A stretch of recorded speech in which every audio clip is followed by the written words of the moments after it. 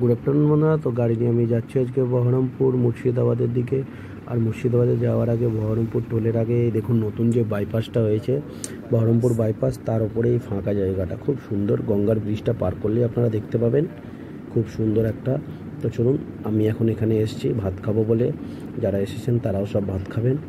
তো খুব সুন্দর একটা জায়গা, সরকার থেকে মনে হয় বানিয়ে দিয়েছে, এটা লিজ দেওয়া আছে। তো চলুন ভেতরে যাওয়া যাক, দেখি কি পাওয়া যায়।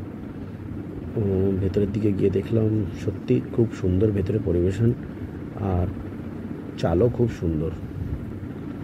তো চলুন এখন আমি ভেতরে যাব। এই দেখুন ভেতরটা আপনারা, খুব পরিষ্কার পরিচ্ছন্ন। এটা হচ্ছে আপনাদের বিলিংয়ের জায়গা, এদিকে বসে আমরা খাবো।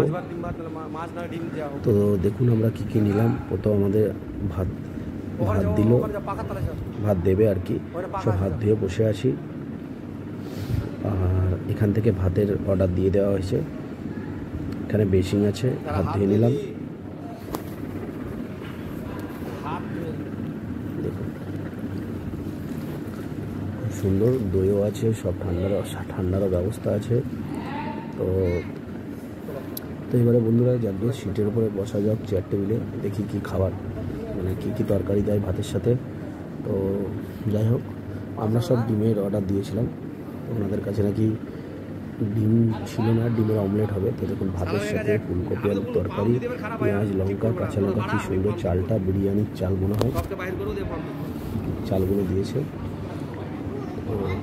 ডাল দিয়েছে, খুব ফ্রেশ পরিষ্কার পরিচ্ছন্ন খাবার দাবার।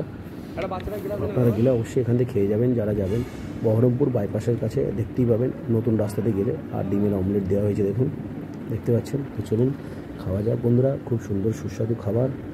আর আপনারা যদি কেউ বহরমপুর বাইপাস ধরে নর্থ বেঙ্গল বা মুর্শিদাবাদ মালদার দিকে যান, তো অবশ্যই এখানে খেয়ে যাবেন। আর রেটটাও খুব কম, অতি সামান্য, খুব সুন্দর খাবারের উপরে, পয়সাও কম। তো কার না ভালো লাগে। তো যাকে বন্ধুরা ভিডিওটা ভালো লাগলে আপনারা লাইক শেয়ার করবেন অবশ্যই। Thank you.